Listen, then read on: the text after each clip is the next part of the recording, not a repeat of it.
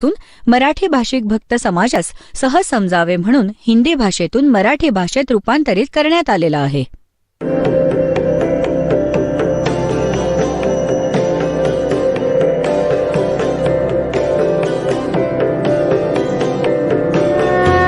और ज्ञान सब ज्ञान डी कबीर ज्ञान सो ज्ञान और जैसे घोड़ा तोब कायम करता चले मैदान. जगद्गुरु तत्वदर्शी संत रामपालजी महाराजांचे अमृत वचन सर्व पवित्र धर्मांच्या व पवित्र शास्त्रांच्या आधारावर. तर परमात्म्याने विचार केला. एक दिवस लीला केली. 5 वर्षांचे झाले होते. लीला केली.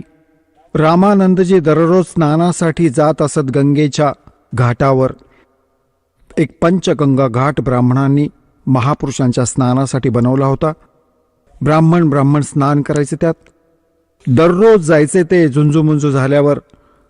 एकदा परमात्म्याने लहान बालकाचे रूप घेतले. 2.5 वर्षांच्या बालकाचं.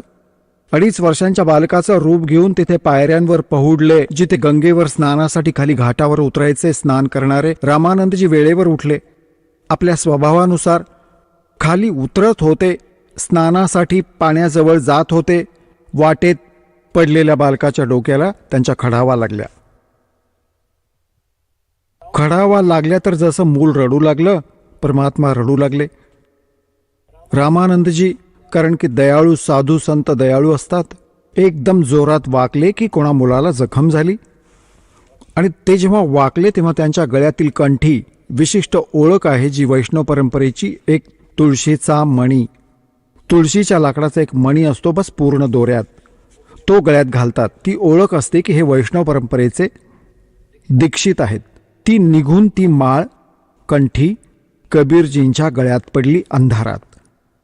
रामानंदजींनी उचललं. बाळा, राम राम म्हण, राम राम म्हण, रामाच्या नावाने सुख मिळतं. लागलं का तुला? बस इथे, तुझ्या घरी पाठवतो बाळा, तू चुकून झोपेत इथे आलास. परमात्मा गप्प झाले. जे त्यांचं काम होतं ते झालं. ते स्नान करू लागले. ते अंतर्धान पावले, आपल्या झोपडीत आले. रामानंदजींना वाटलं मुलगा गेला असेल. आजूबाजूला बघितलं, कुठे नाही दिसला. काही हरकत नाही. आता काही दिवसांनी परमात्म्याने एका रामानंदांच्या शिष्याला, ब्राह्मणाला, विवेकानंद नाव होतं त्याचं, तो दीक्षा देत होता, प्रवचन करत होता. श्री विष्णूजींचे हे पुजारी असतात, विष्णूला सुप्रीम पॉवर मानतात. तो सांगत होता विष्णूजी सर्वेश्वर आहे, महेश्वर आहे, 3ही रूप धारण करून सर्व लीला करतो. ब्रह्मा रूपात सृष्टी रचतो, शिवजी रूपात संहार करतो आणि विष्णू बनून सगळ्या विश्वाचं पालन करतो. हे अजरामर आहेत आणि यांचा कोणी माता पिता नाहीये. कबीर परमात्मा तिथे बसले होते आणि जेव्हा सत्संग त्यांनी पूर्ण केलं तेव्हा परमात्मा उभे राहिले. म्हणू लागले, स्वामीजी, एक शंका आहे माझी. म्हणाले, बोल बाळा, काय म्हणायचे?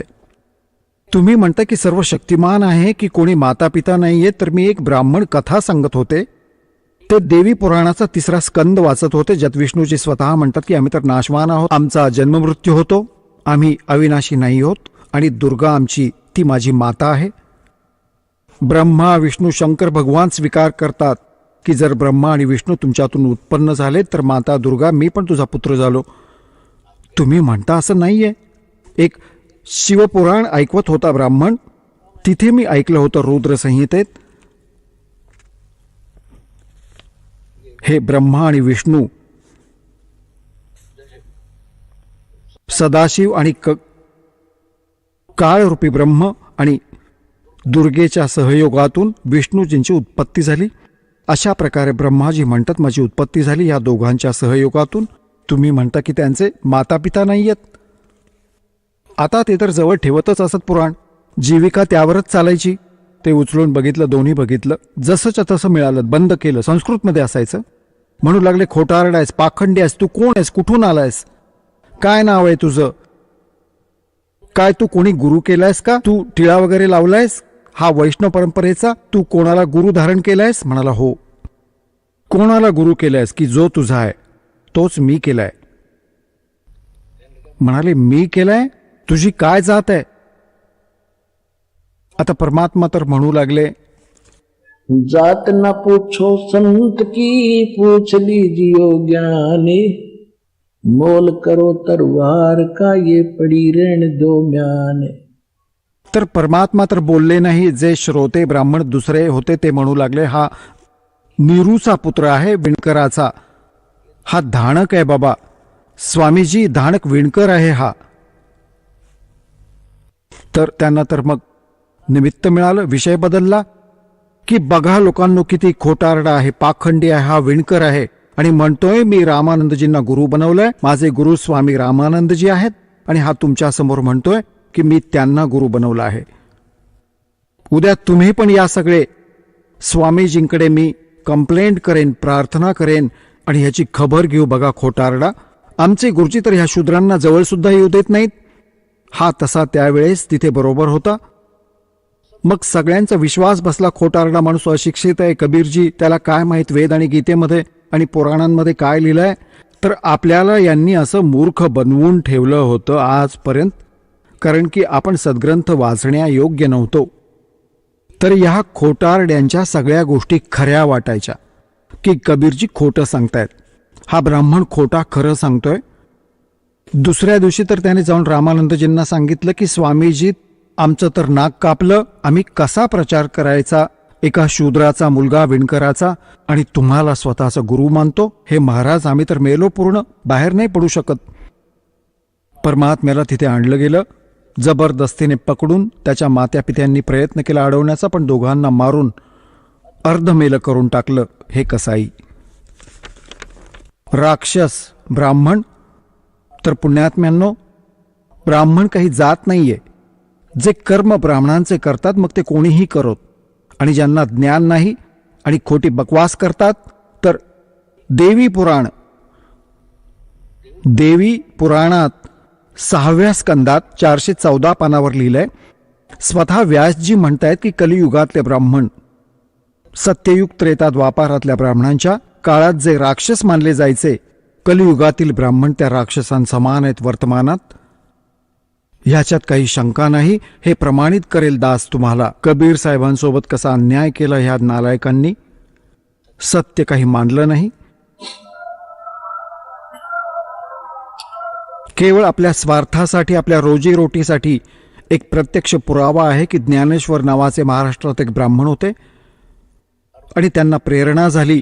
भगवानाच्या भक्तीसाठी ते घर सोडून जंगलात गेले आणि तिथे 4-5 वर्ष राहिले. मग तरीही त्यांनी विचार केला घरीच राहून काहीतरी होईल, तर ते परत आले. आणि त्यांचे जे यजमान होते, चरितार्थाचं साधन होते, ते इतर ब्राह्मणांनी वाटून घेतलं. त्यांची 20, 30, 50 जी घरं होती, ब्राह्मण यजमान होते ज्ञानेश्वरजींचे, ते त्या नकली ब्राह्मणांनी डिव्हाइड केले होते. जेव्हा ते परत आले तेव्हा त्यांना फार काळजी वाटली की येताच पुन्हा यजमान मागेल आणि आपला चरितार्थ वाटून घेईल. खरं तर त्यांचंच घेतलं होतं. त्यांच्यावर असा अन्याय केला की आता हा ब्राह्मण राहिला नाही, हा भिक्षुकी करू शकणार नाही, हा संन्यासी झाला आहे. त्याला विवश केलं मरण्यासाठी. त्यांना जिवंत समाधी घ्यावी लागली. असं कसाही कर्म करतात हे लोक. तर कबीर परमेश्वरजींचे मानलेले मातापिता नीरू आणि निमाला मारून कुटून अडवत होते. नका नेऊ माझ्या मुलाला, काय चूक केली आम्ही समजावू. गावगुंड घेऊन गेला होता विवेकानंद. 5, 8, 10 लाठी काठीवाले त्यांना मारून अर्धमेलं करून सोडलं आणि त्या परमात्म्याला घेऊन आले. रामानंदजींच्या समोर जेव्हा उभं केलं की स्वामीजी हा आला तो विणकराचा मुलगा जो आम्हाला बदनाम करतो. रामानंदजी पण आपला आब राखण्यासाठी की हा खोटारडा आहे, आपल्या कुटीसमोर पडदा लावला. एवढं स्वतःला म्हणजे क्रोधित करून घेत होता की जमिनीवर पाय आपटत होता आणि आतून रागाने बोलतोय, कौन जात कुल पंथ है, कौन तुम्हारा नाम है, दास गरीब अधीन गती, फिर बोलत है बलि जाऊंगे.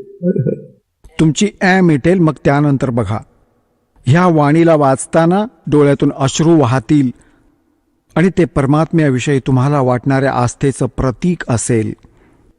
म्हणतात, जैसे सूरज के आगे बदरा ऐसे कर्म छयारे, प्रेम की पवन करे चुत मंजन झलके तेज नयारे. आत्मा आणि परमात्म्यामध्ये पापाची ढगासारखी सावली आडवी आली. जोपर्यंत हे कर्माचे ढग आडवे आहेत, तुमच्यात प्रेम जागृत होत नाही. आणि मग ह्या ज्ञानाने मग भगवानांमध्ये तुमचे प्रेम जागृत होईल. अश्रूंच्या धारा वाहू लागतील. मग त्यानंतर समजा की पापांचे ते ढग विरळ झाले, दूर झाले म्हणून. जैसे सूरज के आगे बदरा ऐसे कर्म छयारे, प्रेम की पवन करे चित मंजन फिर झलके तेज नयारे. आता जसं गरीबदासजी म्हणतात, रामानंदजी विचारतायत, कौन जात कुल पंथ है, कौन तुम्हारा नाम है. रामानंदजी विचारतायत आणि गरीबदासजी काय सांगतायत, दास गरीब आधीन गती फिर बोलत है बलि जाऊं मैं. की सगळ्या सृष्टीचे मालक सर्व शक्तिमान 5 वर्षे वयाच्या बालकाच्या रूपात एका खऱ्या शिष्याची भूमिका वठवत विनम्र भावाने आधीन होऊन प्रश्नाची वाट पाहत आहेत. बोला गुरुदेव, काय सांगू इच्छिता. तर परमात्मा काय म्हणाले, जात हमारी, पूर्ण अधीनतेने, अभिमानाने नाही, कारण की सत्याला कोणत्याही पद्धतीने सांगा ते सत्यच राहील. जाति हमारी जगत गुरु और परमेश्वर है पंथ, दास गरीब लिखत पड़े मेरा नाम निरंजन कंठ.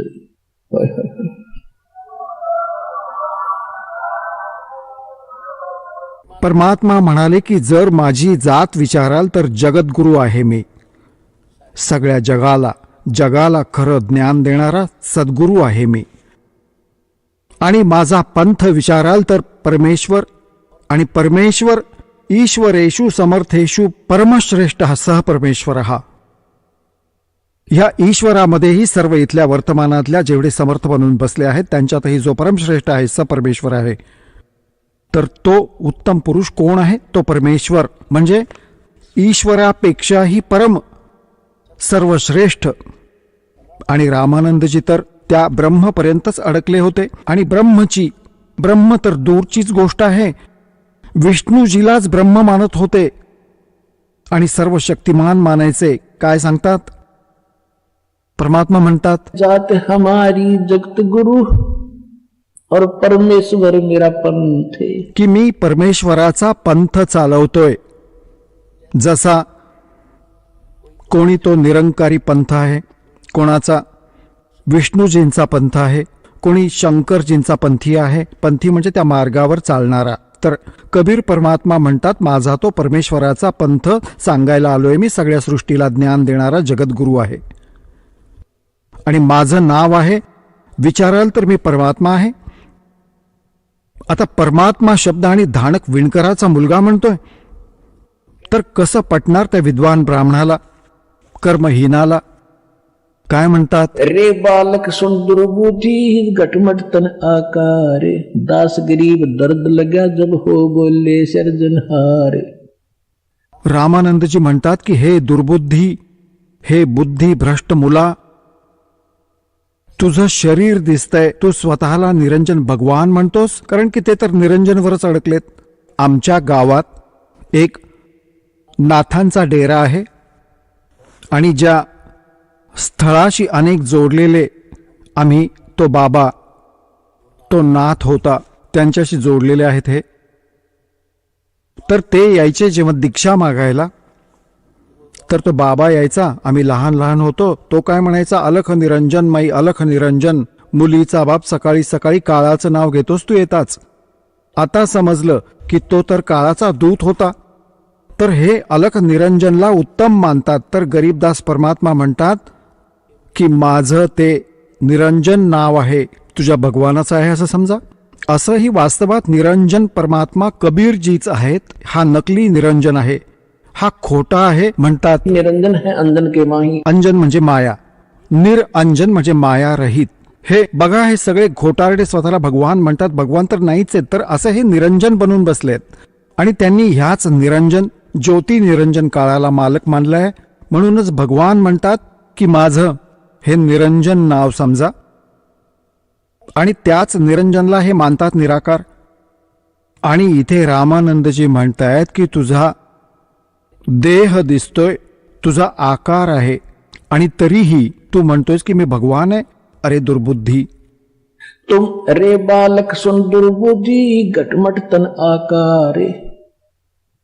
आता गरीबदास म्हणतात की भगवानाने स्वतःला परमात्मा म्हटलं. ह्या गोष्टीचा त्रास झाला त्या रामानंद दुर्बुद्धीला.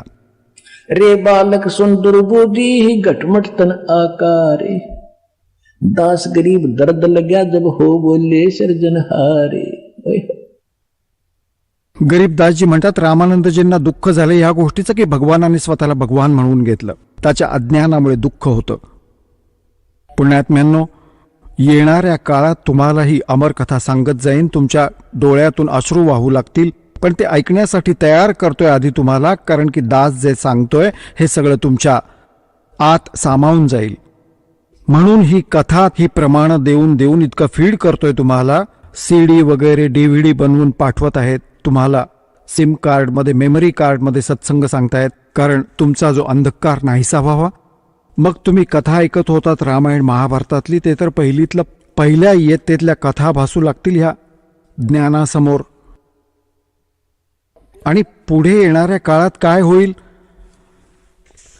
पुढे येणाऱ्या काळात काय होईल की मायेची धावपळ बंद होईल.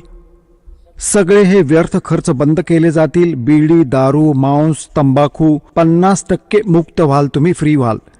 त्यानंतर राहिला ह्या परंपरा, लग्नविवाह आणि बकवास, नाच गाणं, देणं घेणं हे पूर्ण बंद करू. मग वेळ काय उरेल? भाकरीसाठी काही काम करणं, बाकी वेळ येऊन कथा ऐकाल, मग सद्गदित व्हाल. आज TV चॅनेल बनवून ठेवलेत.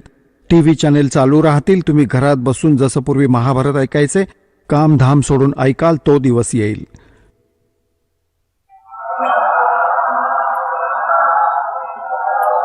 आता रामानंदजी दुःखी होत शिव्या देत आहेत आपल्या मालकांना न ओळखल्याने.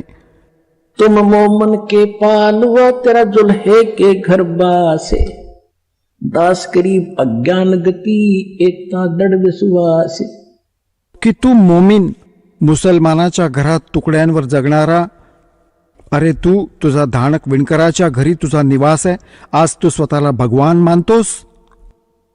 मान बड़ाई छोड़कर बोलो बालक बेने.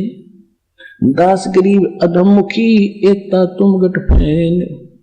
तर्क तलु से बोले थे ये रामानंद सुरज्ञाने. दास गरीब कुजात है आखिर नीच निदान. आता अभद्र शिव्या देणं सुरू केलं रामानंदजींनी की शेवटी तू नीच आहेस ना, कुजात आहेस ना. तुझ्या आईची माहिती ना तुझ्या बापाचा पत्ता आहे, म्हणून तू बकवास करतोयस, स्वतःला भगवान म्हणवत आहेस. मग काय म्हणतात?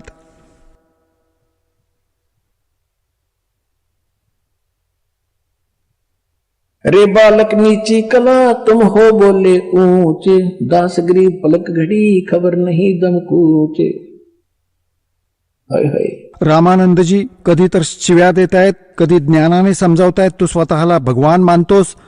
तुझा कधीही मृत्यू होईल. तू कसा भगवान आहेस? भगवान तर भगवानच असतो. आता परमात्मा काय उत्तर देत आहेत? मैं के बदन खुलासे कर.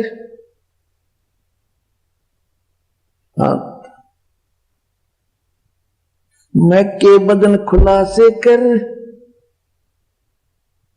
सुन स्वामी परवीने. एवढ्या शिव्या दिल्यानंतर मग म्हणतात आपल्या गुरूंसमोर एका सुयोग्य शिष्याची कशी भूमिका असली पाहिजे. हे परमात्मा आपल्यासाठी रिहर्सल आणि भूमिका करून दाखवतात की गुरुजी मान्य करा की कधी तुम्हाला ओरडतात, धमकावतात, तर तुम्ही वाईट वाटून घ्यायला नको. एका विद्यार्थ्यासारखं मुलाला टीचर धमकावल्यानंतरही टीचर प्रति विद्यार्थ्याला कधी दुःख नाही होत. यांनी का बरं मारलं? तर तो खरा विद्यार्थी आहे. बकवास करतो, शाळा सोडून जातो, मग धक्के खातो आयुष्यभर. तर अशा प्रकारे हे परमात्मा म्हणतात की गुरुजींसमोर की आम्ही असा व्यवहार केला पाहिजे. मैं के बदन खुलासे कर सुन स्वामी परवीने. की हे विद्वान स्वामीजी, म्हणजे दुःख नाही मानलं, उलट आत्मा खुश झाला. काही हरकत नाही, आमचे गुरु आम्हाला ओरडतात, धमकावतात, त्यांना माहिती नाही माझ्याविषयी. दास गरीब मनी मरे है मैं आजिज अधीन, काय सांगतात? मैं अवगत गत से परे, तेरे चार वेद से दूरी, दास गरीब दसों दिशा में सकल सिंध भरपूरी, सकल सिंध भरपूर हूँ खालिक हमरा नामे, दास गरीब अजात हूँ ते जो कहा बलि जाऊंगे. की हे स्वामीजी, मी कोणत्या जातीचा नाहीये, अजात आहे मी, आणि तुम्ही मला नीच, दुर्बुद्धी, दुष्ट संज्ञेने जे म्हटलं तर मी तुमचा शरण जातो मी तुम्हाला. परंतु मी कोण आहे? ए स्वामी, जात पात मेरे नहीं, जात पात मेरे नहीं, मारी बस्ती है बिन थाम, दास गरीब अनीन गति तन मेरा बिन चाम. माझा देह तुमच्यासारखा नाहीये. बघा हात लावून. हात कसा लावू? तू काय ब्राह्मण बनतोस? तिथे तर समजत नव्हतं, आता पण. ए स्वामी, सृष्टा में और सृष्टि हमारे तीर, दास गरीब अधर बसों में अवगत सत्य कबीर. हे स्वामीजी, सगळ्या सृष्टीचा रचनाकार मीच आहे आणि सगळी सृष्टी माझ्याच आधाराने आहे, आणि मी वर राहतो सतलोकात. अविगत सत कबीर, म्हणजे सत साहेब खरा, भगवान खरा, कबीर मी आहे. अजून कबीर नावाचे तर खूप असतील, पण ते सत कबीर नाही होऊ शकत. सुन रामानंद राम हम, मैं बावन सिंह, दास गरीब सर्व कला, मैं व्यापक सर्वंग. सुन स्वामी सत भाखे हूँ, झूठ न हमरे रिंच, दास गरीब हम रूप बिना और सकल परपंच. मैं रोवत हूँ सृष्टि को, ये सृष्टि रोवे मोहे, गरीबदास इस योग को समझ न सकता कोई. 5 वर्षांचा धाणक विणकराचा मुलगा, आणि ह्या गोष्टी सांगतोय एक विद्वान पुरुष, ज्याचा बोलबाला 1400 ऋषी 52 दरबार भरतात ज्याचे. त्या व्यक्तीच्या कसं पचनी पडेल की हा खरं बोलतोय आणि सगळं खरंच सांगत होते भगवान. मग परमात्म्याने त्याला समजावून बुद्धी जागेवर आणली त्याची. काय म्हणतात? आता काय झालं? रामानंदजींना वाटलं की बाबा हा तर परमात्मा काय म्हणतात, गोता लाऊं स्वर्ग में और फिर बैठूं पे तपाताले, गरीबदास ढूंढता फिरूं अपने हीरे मोती लाले. गोता मारूं स्वर्ग में जा पहुंचो पाताले, गरीबदास ढूंढता फिरूं अपने हीरे मोती लाले. रामानंदजींनी विचार केला की एवढ्या आत्मविश्वासाने हा बोलतोय, पण ह्या गोष्टीला पूर्वी जरूर मानायचे सगळे की बाबा कोण जाणे भगवान कोणत्या रूपात येईल. आणि भगवानासाठी भटकतच होता लहानपणापासून. तो संत झाला, भगवान न भेटल्यामुळे मग प्रभू बनतात, गुरु बनले, मग महिमा झाला, भगवान बाजूलाच ठेवला, स्वतः बनून साहेब म्हणवू लागले. अरे तुझं हे अजबच झालं. तर रामानंदजींनी विचार केला आता माझं काही कर्मकांड राहिलं होतं, त्यात भक्तीचा काही अंश होता. त्यांनी म्हटलं की ह्याला तू उभा राहा बाहेर, आता ह्याला बाहेर राहू दे, मी आधी माझी पूजा करून घेतो, मग त्याच्यानंतर त्याच्याशी बोलेन. आता त्या दिवशी काय लीला केली मालकांनी? रामानंदजी दररोज मूर्तीपूजा करायचे, पण करत होते ते मानस पूजा, जसं स्वप्नात बघत असतात. आणि त्यांचा दृढ विश्वास, अभ्यास झाला होता. दररोज 1 मिनिट बसून ती प्रक्रिया सुरू व्हायची. तो कसं करायचा? जसं भावना आणायची की गंगेचं जल आणायचं, जसं आपल्या डोक्यावर घागर ठेवून खाली घेतात. भगवानाच्या शाळीग्रामाच्या मूर्तीचे सगळे कपडे उतरवले, सगळं स्वप्नात बघतो तसं चलचित्रासारखं. सगळे कपडे उतरवून भगवानाला स्नान घातलं गंगाजलाने, मग स्वच्छ कपडे नेसवले, कपाळावर टिळा लावला, मुकुट ठेवला. आता ह्या कर्मकांडात षटकर्मात एक ही क्रिया असते की भगवानाला जेव्हा मुकुट घालतात पहिल्यांदा पूजेनंतर, तो मुकुट त्या दिवशी उतरवायचा नसतो, तो दुसऱ्या दिवशी स्नानाच्या वेळेस उतरवला जायचा. जर मध्येच उतरवला तर पूजा खंडित व्हायची. आणि तो फायनल शेवटी ठेवला जातो जेव्हा सगळ्या क्रिया होतात. कपडे पण नेसवले, स्नान घातलं आणि गळ्यात एक तुळशीची कंठी माळ जरूर घालत असायचे आणि मग तो टिळा लावायचे, मग मुकुट ठेवायचे. सगळं काही केलं, ती कंठी घालायला विसरले.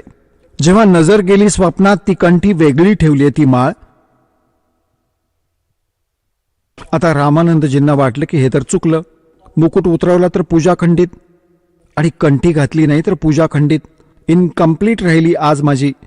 तर आपल्या पूर्वीच्या भूतकाळात डोकावून आणि आपल्या कर्मांना दूषण देतोय. भगवान आज कोणतं पाप आडवं आलं? आजपर्यंत माझ्याकडून कधी चूक झाली नव्हती भक्तीमध्ये, माझ्या दाता मी, मला माफ करा. भगवान विष्णूजी, माझ्याकडून काय चूक झाली? आता त्याने वरून घालायचा प्रयत्न केला तर ती मुकुटात अडकली, ती माळ गळ्यात पडली नाही. विचार केला, मोठी गोष्ट बिघडली बाबा. कोण भगवान रुसला माझ्यावर? तर परमात्मा बाहेर उभे होते. कबीरजी वय वर्ष 5 बालकाच्या रूपात, मध्ये पडदा लावला होता मोठा आणि बाहेर काही वस्तू पण नव्हती. तो तर स्वप्नवत बघत होता. तेव्हा परमेश्वराने बाहेरून सांगितलं, जेव्हा रामानंदजींना दुःखी बघितलं, ए स्वामी, गुंडी खोल कर फिर माला गल डारे, गरीबदास इस भजन को समझ सके करता रे.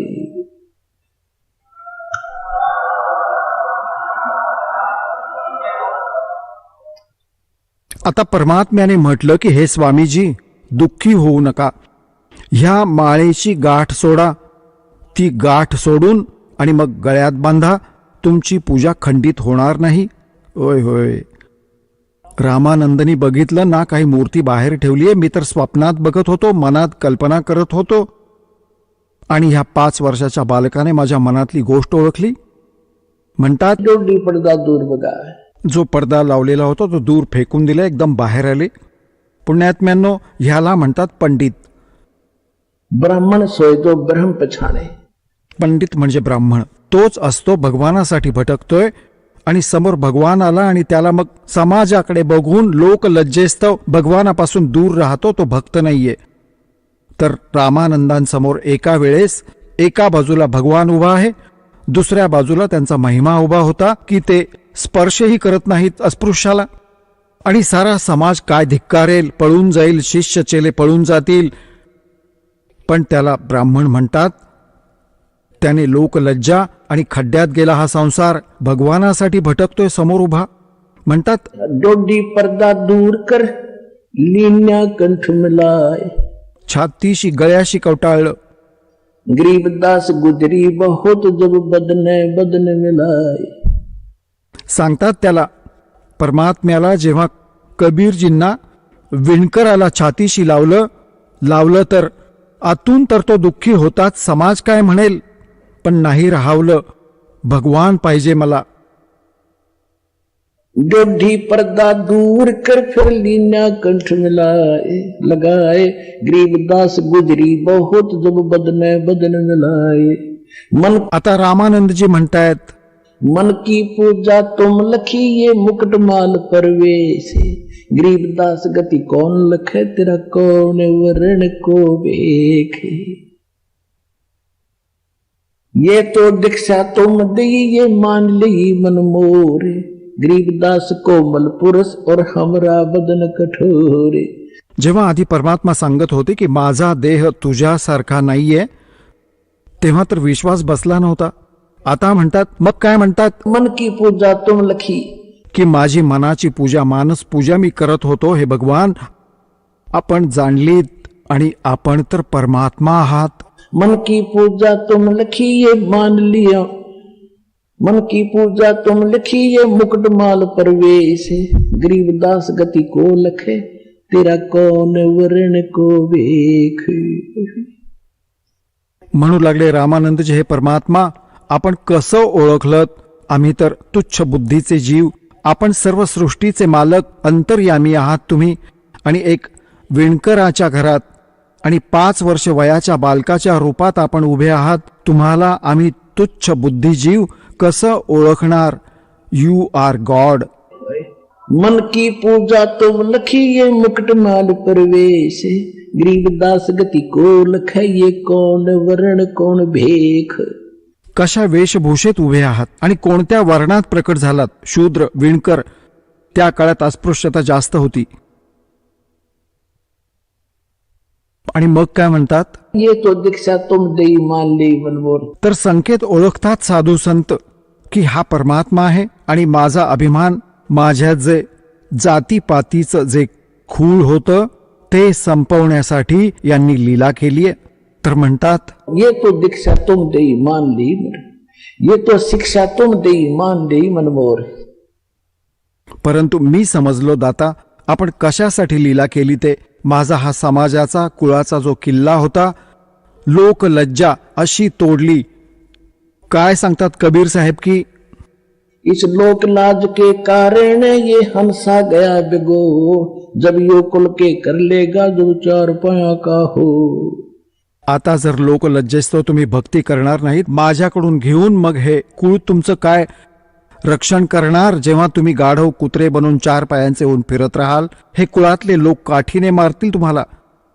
तर स्वामी रामानंदजी म्हणतात, ये तो शिक्षा तुम देई मान ली मनमोर, गरीब दास कोमल पुरुष और हमरा बदन कठोरे।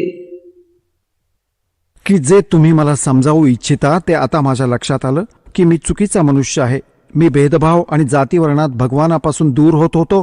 पण तुमचं शरीर तर रुईसारखं आहे दाता, की जेव्हा असं लावलं छातीशी, जसं रुईचं रबर पकडून ठेवलेलं असा देह दाता.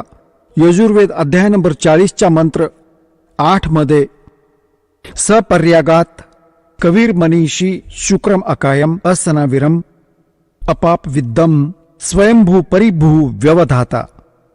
त्याच्यात लिहिलंय की तो सगळ्यात आधीचा सशरीर परमात्मा कबीर विद्वान महापुरुष कबीर परमेश्वर आहे आणि त्यांचा जो देह आहे तो मातापित्यांच्या शुक्रातून बनलेला नाहीये. तो कायारहित आहे. असनाविरम, त्यात स्नायू सिस्टीम नाहीये. तो स्वयंभू आहे, परिभू आहे, सगळ्या सृष्टीचा मालक आहे. आणि इथे रामानंदजी प्रमाणित करतायत आणि परमात्मा ही स्वतः म्हणतात ये तो शिक्षा तुम देई मान ली मनमोर, गरीबदास कोमल पुरुष और हमरा बदन कठोर। आता त्यानंतर रामानंदजींनी म्हटलं की बाळा, एक गोष्ट सांग, बाकी तर मी सगळं मानलं तुझं म्हणणं, एक गोष्ट सांग, तू खोटं का बोललास? परमात्मा म्हणाले, कसं काय स्वामीजी? तुम्ही हे म्हणालात की तुम्ही माझ्याकडून दीक्षा घेतली आहे. तुम्ही माझ्याकडून कधी दीक्षा घेतलीत? स्वामीजी आठवा, ज्या दिवशी तुम्ही स्नान करायला गंगा घाटावर जात होतात आणि मी तिथे पडलेलो होतो, तुमच्या खडावा माझ्या डोक्याला लागल्या, तुम्ही मला आशीर्वाद दिला, बाळा राम राम म्हण, मी तुमचा शिष्य, तुम्ही माझे गुरु झालात. आता रामानंदजींना आठवलं की तो तर 2.5 वर्षांचा बालक होता, कमी वयाचा, तुम्ही तर जास्त वयाचे आहात.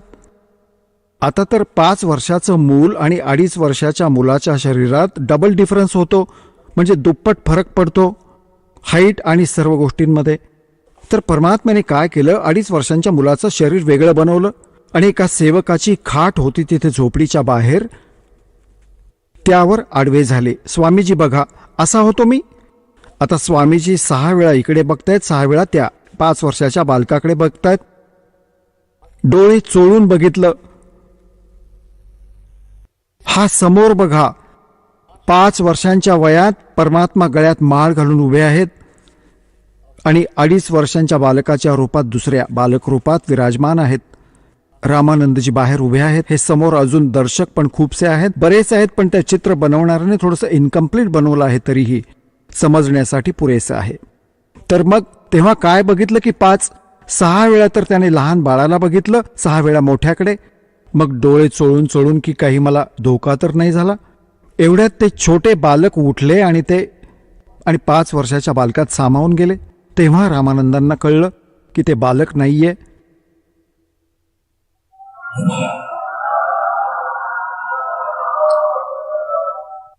आता थोडंसं संक्षेपात सांगेन.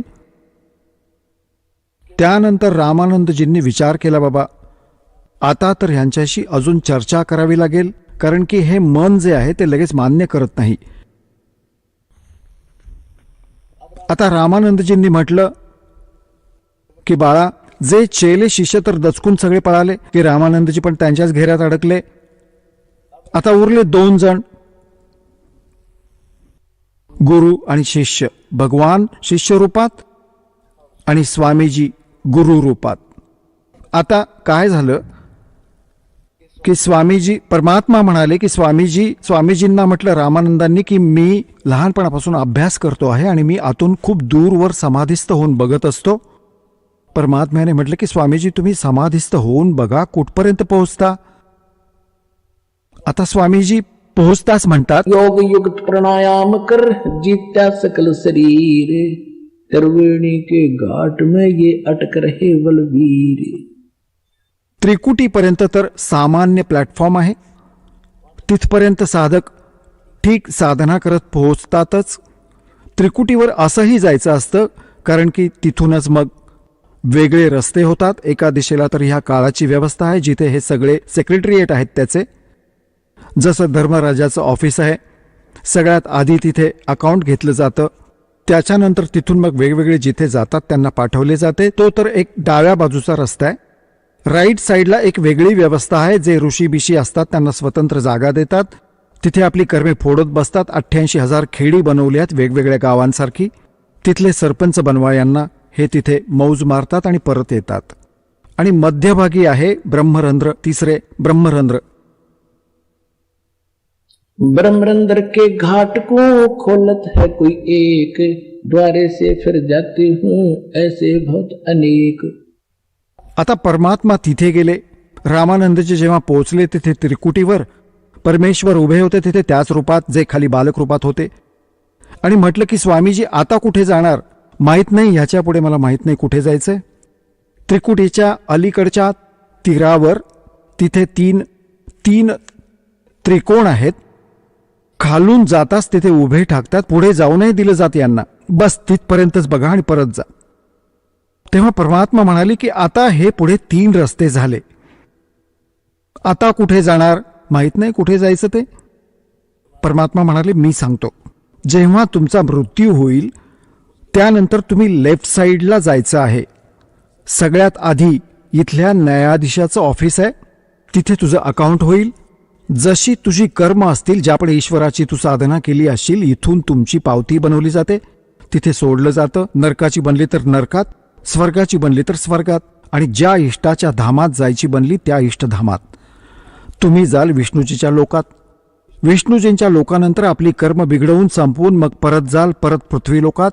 कदाचित मनुष्य जीवन मिळेल वा ना मिळेल तुम्हाला. आणि समोरचं जे आहे ते ब्रह्मरंध्र आहे. ह्यातून पुढे जाऊन आमच्या सतलोक आणि त्याच्यात जायला मिळतं ब्रह्मलोकात. आणि वर सतलोकात हे तुम्हाला शक्य नाही त्याला उघडणं. तर परमात्म्याने म्हटलं की तुम्ही तुमचे मंत्र जप करून बघा, हे समोरचं गेट उघडा. त्याचं काहीच चाललं नाही. सगळे मंत्र जप केले. जे खाली करायचा ओम नमः शिवाय, ओम नमो भगवते वासुदेवाय, ब्रह्म गाय हा गायत्री मंत्र, ओम भूर्भुव हा सारे मंत्र सटरपटर म्हणून बघितले. ओम पण जपलं. एकच ओम मंत्र जपायचे ते, त्याचाही काही उपयोग नाही झाला. तेव्हा परमात्मा म्हणाले की माझ्याकडे तो सतनाम रूपी असा शक्तिशाली मंत्र आहे, 2 अक्षरी. आता मी जप करून दाखवतो तुम्हाला. लीला केली प्रभूने.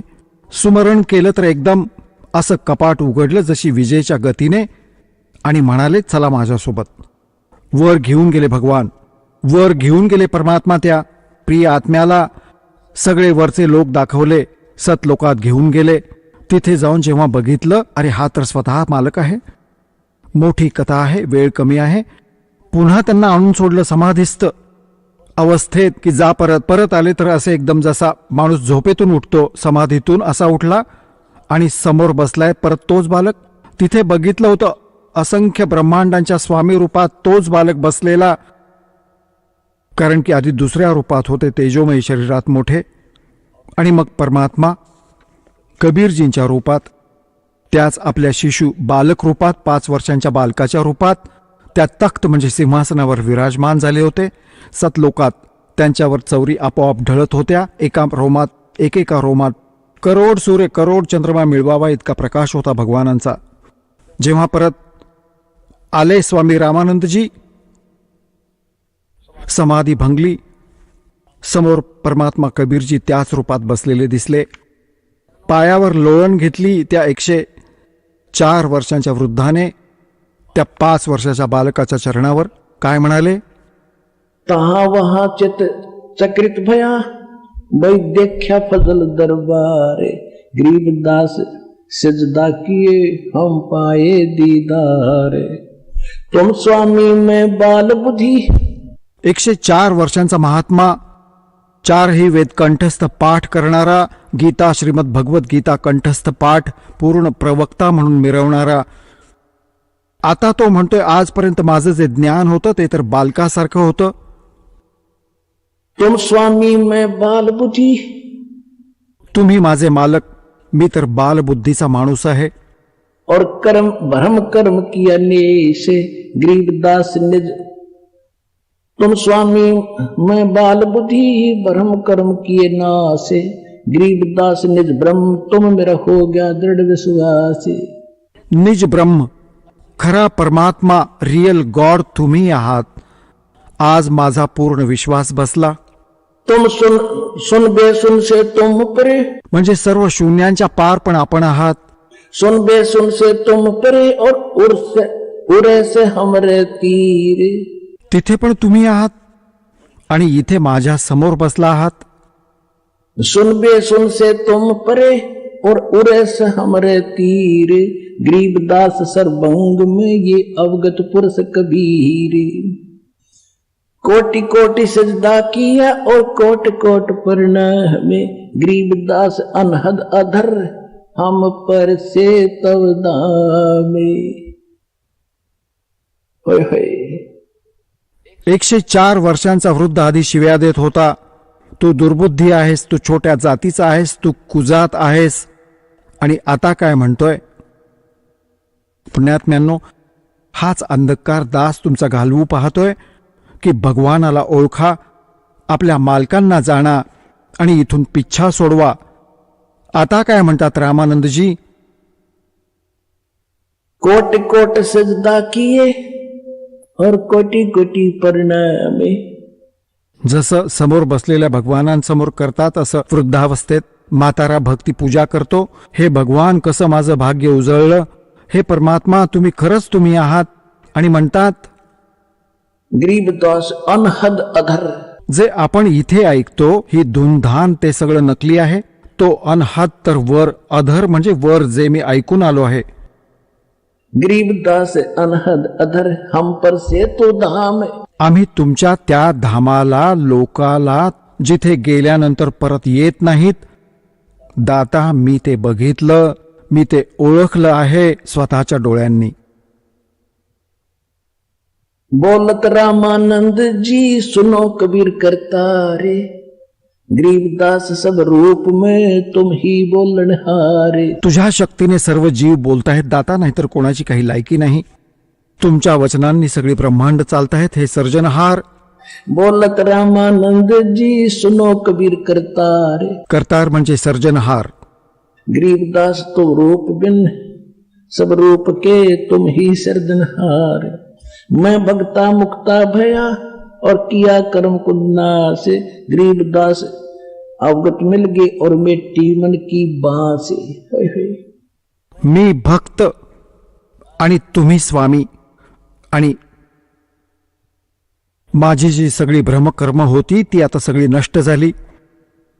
और गरीबदास अवगत मिल गए की मला परमात्मा मिळाले. आता माझ्या मनाचा भ्रम, भटकंती हे सर्व नष्ट होईल.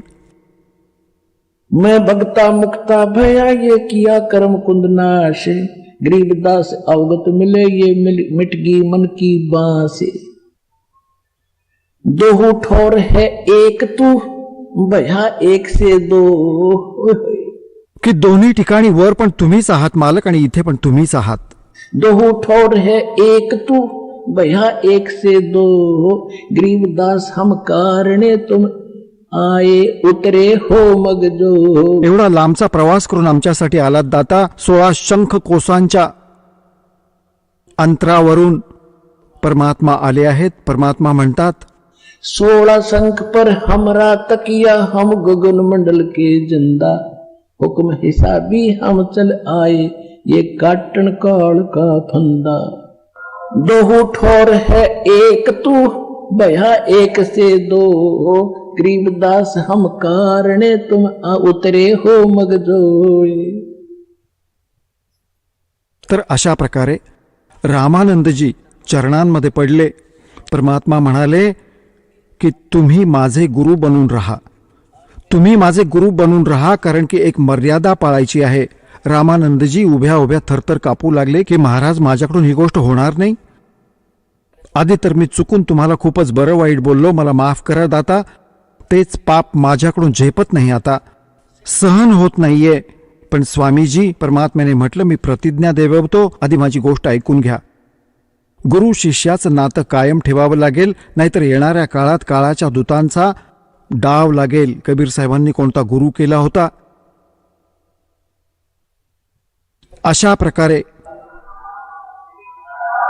तर कबीर साहेब म्हणाले की माझा आदेश माना, तुम्ही गुरु बनून राहा फॉर्मॅलिटीसाठी. तेव्हा रामानंदजी रडत म्हणाले, जशी तुमची आज्ञा भगवन. एक फक्त रोल केला होता गुरु आणि शिष्याचा, आपल्यासाठी मर्यादा पाळण्यासाठी.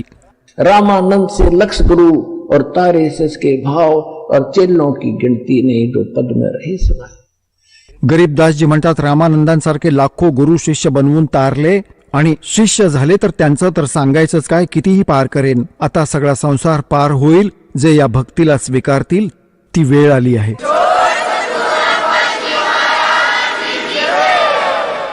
तर परमेश्वराने म्हटलं होतं की कलियुगाची जेव्हा 5500 वर्ष होतील, त्यानंतर संपूर्ण विश्वात सत्ययुगासारखा व्यवहार होईल, सत्ययुगासारखे विचार असतील, आणि पूर्ण सृष्टी, सर्व जग नाव घेईल माझं. आणि माझ्या मुलांना मग लाखो करोडो अब्जांच्या संख्येत, खरवांच्या संख्येत आता परमात्मा पार करतील. तुम्ही दृढतेने लागून राहा, दासाच्या विचारांवर विश्वास ठेवून. हे भगवानाचे विचार आहेत.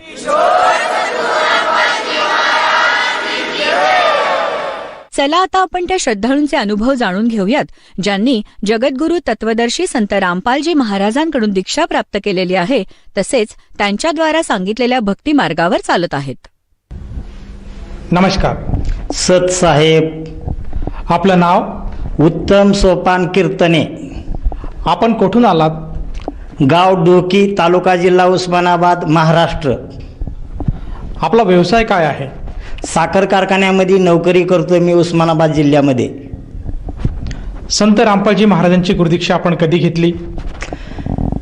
1 जून 2020 मध्ये. संत रामपालजी महाराजांची गुरुदीक्षा घेण्या अगोदर आपण व आपला परिवार कोणती भक्ती साधना करत होतात?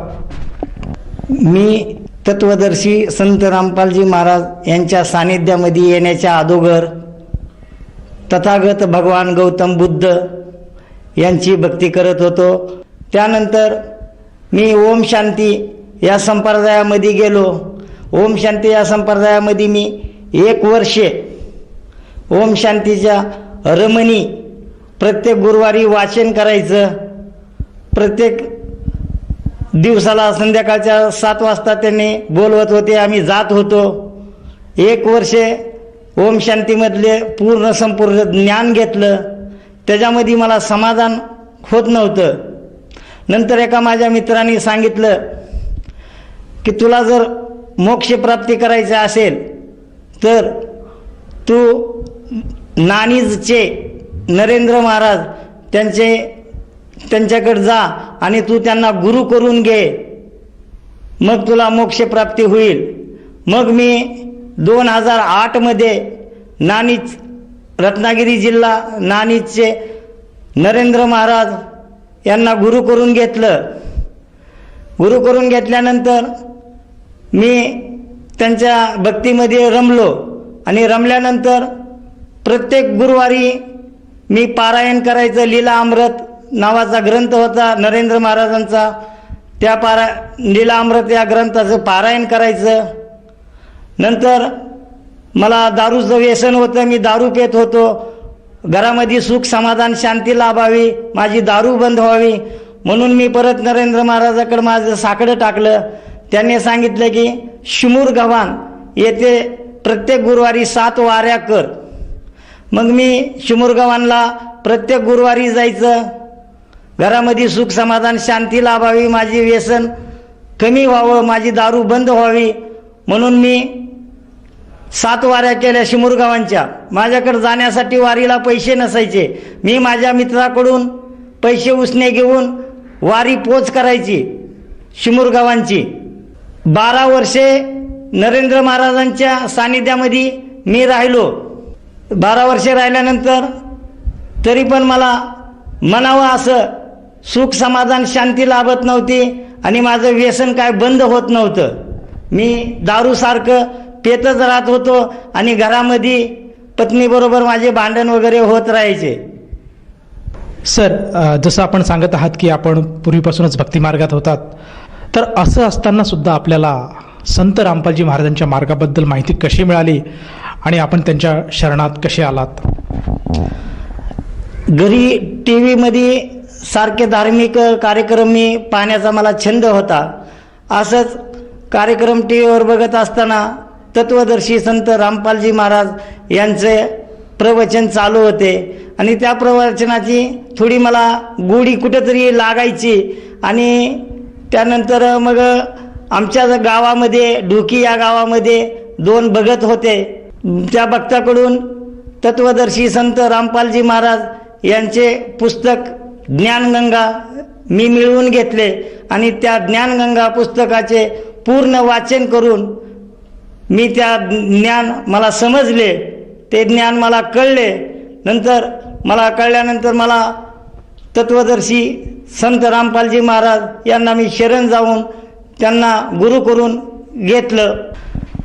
तत्वदर्शी संत रामपालजी महाराज यांचं शास्त्रानुकूल साधना आहे आणि ज्ञानगंगा पुस्तक वाचल्यानंतर मला जी सृष्टीची रचना आहे त्या सृष्टीची रचना कशी झाली ह्याचं पूर्ण मला ज्ञान त्या ज्ञानगंगा पुस्तकातून मिळाल्यानंतर मला असं वाटलं की आपण तत्वदर्शी संत रामपालजी महाराज यांच्याकडेच यांनाच आपण गुरु केल्यानंतर आपल्याला मुक्ती आणि मोक्ष मिळू शकतंय.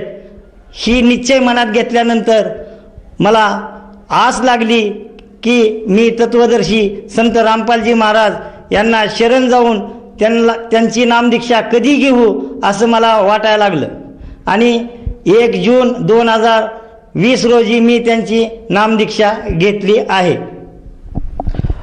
सर, जसं तुम्ही सांगत आहात की संत रामपालजी महाराजांचं ज्ञान आपल्याला आवडलं, आपल्या मनाला ते भावलं आणि त्या अनुषंगाने आपण त्यांच्या शरणात आलात.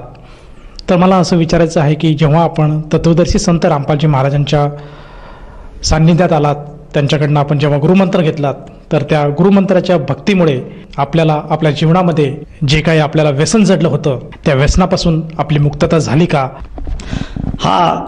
मी नामदीक्षा घेतल्यानंतर माझी संपूर्ण दारू प्यायची बंद झाली, व्यसन माझं पूर्ण बंद झालं.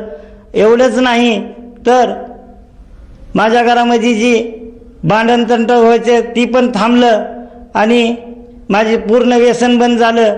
आणि नामदीक्षा घेतल्यानंतर मला इतकं सांगायचं असं वाटतंय की अवघ्या फक्त 3च महिन्यामध्ये तत्वदर्शी संत रामपालजी महाराज माझ्या स्वप्नामध्ये येऊन मला झोपीतून उठवलं आणि माझ्या डोक्यावरून हात फिरवून मला आशीर्वाद देऊन निघून गेले. सर, जसं आपण सांगत आहात की संत रामपालजी महाराजांचे जे काही गुरुमंत्र आपण घेतले त्या गुरुमंत्रामुळे, त्या सतसाधनेमुळे आपल्याला जे पूर्वीचं जे काही व्यसन जडलेलं होतं दारू पिण्याचं, त्यातनं आपल्याला पूर्णपणे मुक्ती मिळाली, त्यातनं आपण बाहेर आलात. त्याचप्रमाणे संत रामपालजी महाराजांनी आपल्याला दर्शनसुद्धा दिलं. तर ह्या व्यतिरिक्त आपल्याला अन्य काही लाभ आपल्या जीवनामध्ये या सद्भक्तीच्या जोरावर काही आढळून आलेत का? मला 15 ते 20 वर्षे टेन्शनमुळं किंवा दारूमुळं झोप लागत नव्हती. ज्यावेळेस मी नामदीक्षा घेतली त्यावेळेस मला दवाखान्याची माझी गोळी, झोपीची गोळी मी खात होतो, ती गोळी बंद झाली आणि आज मला समाधानकारक झोप लागत आहे. 15 ते 20 वर्ष मी झोपीची गोळी घेत होतो, ती गोळी माझी बंद झालेली आहे. ज्यावेळेस मला प्रथम नाम मिळाल्यानंतर 4 महिने झाल्यानंतर सतनाम मिळालं. सतनाम मिळाल्यानंतर दुसऱ्याच दिवशी मला नोकरीचा कॉल आला आणि मी नोकरीवर, आज बी त्या नोकरीवर काम करत आहे. सतनाम मिळाल्यावर दुसऱ्याच दिवशी मला नोकरीचा कॉल आला आणि मी नोकरीवर गेलो. सर, आज आपण इथे सांगत आहात की संत रामपालजी महाराजांच्या सद्भक्तीमुळे आपले जीवन पूर्णतः बदलून गेले आहेत. आपल्याला खरा भक्तिमार्ग कळाला. आपल्यामध्ये जे काही कुरीती होत्या, जे काही विकार होते, ते आज पूर्णपणे दूर झालेत. आज आपण सुखी समाधानी आयुष्य जगत आहात केवळ या सद्भक्तीमुळे. तर ह्या अनुषंगाने आपण आज समाजामध्ये जी लोक व्यसनाधीन झाले आहेत, या व्यसनामुळे त्यांचे कुटुंब उद्ध्वस्त होत आहेत, तर अशा लोकांसाठी, त्याचप्रमाणे जो भक्त समुदाय TV चॅनलच्या माध्यमातून आपल्याला बघत आहेत, या सर्वांसाठी आपण काय संदेश द्याल? मी सर्वांसाठी असा संदेश देऊ शकतो की आपण वेळ न घालवता, टाईम न घालवता तत्वदर्शी संत रामपालजी महाराज यांचं जीने की रहा किंवा ज्ञानगंगा ही पुस्तक आपण कोणत्याही चॅनलवर त्यांचे कार्यक्रम चालू असतात. तत्वदर्शी संत रामपालजी महाराज यांचे कार्यक्रम चालू असतात. त्या ठिकाणी पट्टी चाललेली असते, त्याच्यावर नंबर असतात.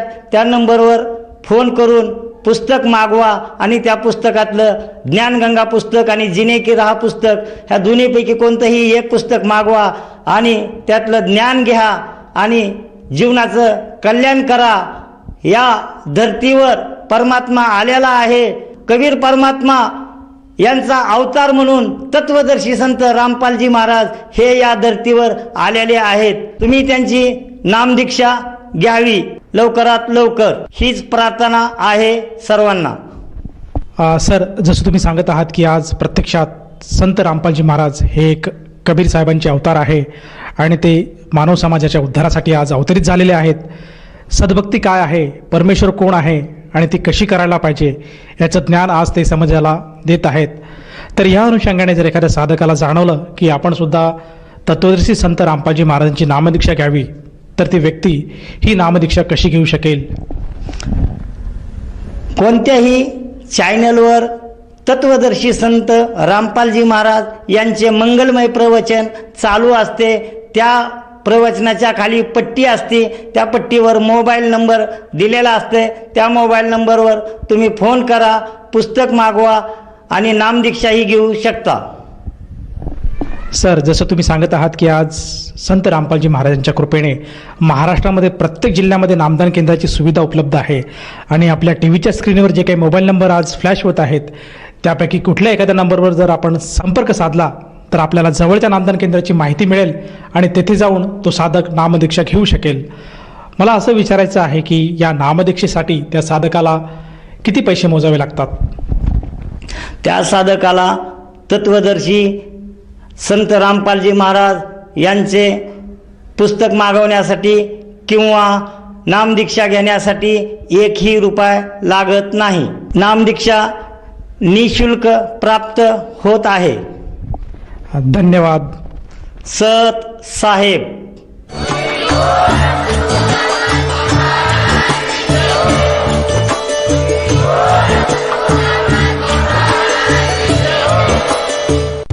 आपण ऐकत होता जगद्गुरु तत्वदर्शी संत रामपालजी महाराजांचे मंगल प्रवचन.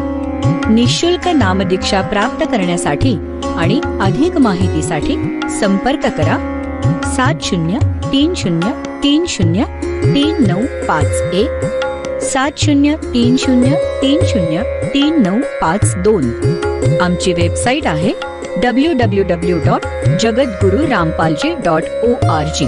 सर्व पवित्र धर्मांच्या व पवित्र शास्त्रांवर आधारित प्रमाणित अनमोल पुस्तक ज्ञानगंगा किंवा जगण्याचा मार्ग यापैकी कोणतेही एक पुस्तक निशुल्क मागवण्यासाठी आम्हाला आपले पूर्ण नाव, पूर्ण पत्ता, पिनकोड सहित आणि फोन नंबर लिहून 7030303951 7030303952 नंबरवर SMS करू शकता किंवा आम्हाला 7030303950 नंबरवर व्हॉट्सअप देखील करू शकता.